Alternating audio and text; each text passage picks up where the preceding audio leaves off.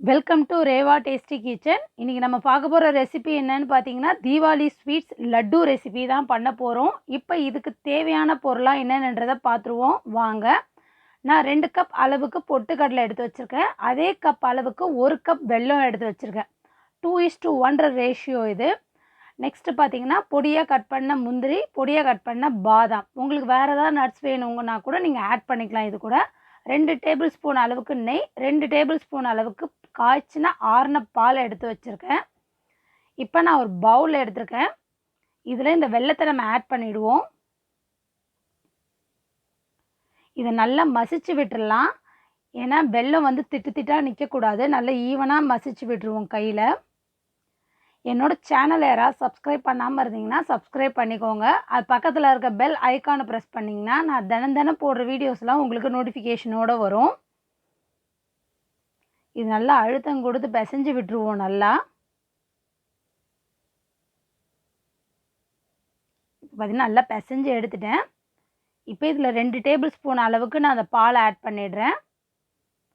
நல்லா மிக்ஸ் பண்ணி விட்டுருவோம். இப்போ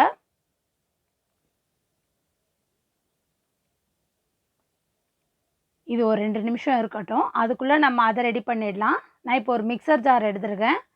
இதில் இந்த பொட்டுக்கடலை ஆட் பண்ணிடுறேன். இதை நல்லா ஃபைன் பவுடராக நான் அரைச்சிடுறேன்.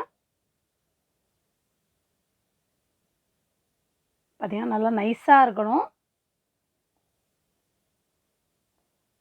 இப்போ நம்ம இந்த வெல்லம் மிக்ஸ் பண்ணி வச்சுருக்கோம்ல, இதோடு இதை ஆட் பண்ணிட வேண்டியதான் எல்லா பொட்டுக்கடலை மாவையும்.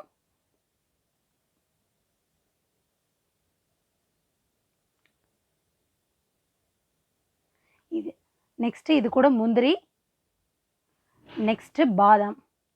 இப்போ நல்லா இந்த வெல்லமும் பொட்டுக்கடலையும் நல்லா மிக்ஸ் ஆகிற அளவுக்கு நல்லா பெசரி விட்டுருவோம். இது ரொம்ப ஈஸியான லட்டு ரெசிபி. கண்டிப்பாக இந்த தீபாவளிக்கு உங்கள் வீட்டில் எல்லோரும் இதை ட்ரை பண்ணுங்கள். இந்த பொருள் எல்லாமே வீட்டில் இருக்கக்கூடிய பொருள் தான்.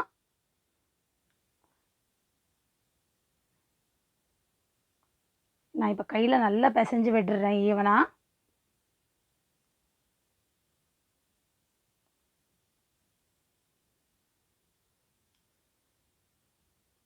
நான் நல்லா மிக்ஸ் பண்ணிவிட்டேன். இந்த டைமில் நெய் ஆட் பண்ணிடலாம்.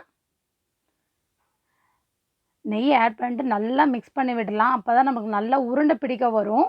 நல்லா அந்த வெல்லமும் நல்லா செட் ஆகிருக்கும். இந்த டைமில் நல்லா கை விடாமல் நல்லா கிளறி விட்டுக்கிட்டே இருக்கலாம். இப்போ பார்த்தீங்கன்னா நல்லா அந்த உதிரியாக வர ஆரம்பிச்சிருச்சு. இந்த டைமில் நான் உருண்டை பிடிக்கிறேன் பாருங்கள். ஃபஸ்ட்டு பிடிக்கிற வரைக்கும் தான் கொஞ்சம் கஷ்டமாக இருக்கும். நீங்கள் அப்புறம் அழுத்தம் கொடுத்து நல்லா பிடிக்க ஆரம்பிச்சிட்டிங்கன்னா நல்லா க்ரிப்பாக அது பிடிச்சிக்கும் நல்லா. இப்போ பார்த்தீங்கன்னா நல்லா உருட்டை வந்துருச்சு.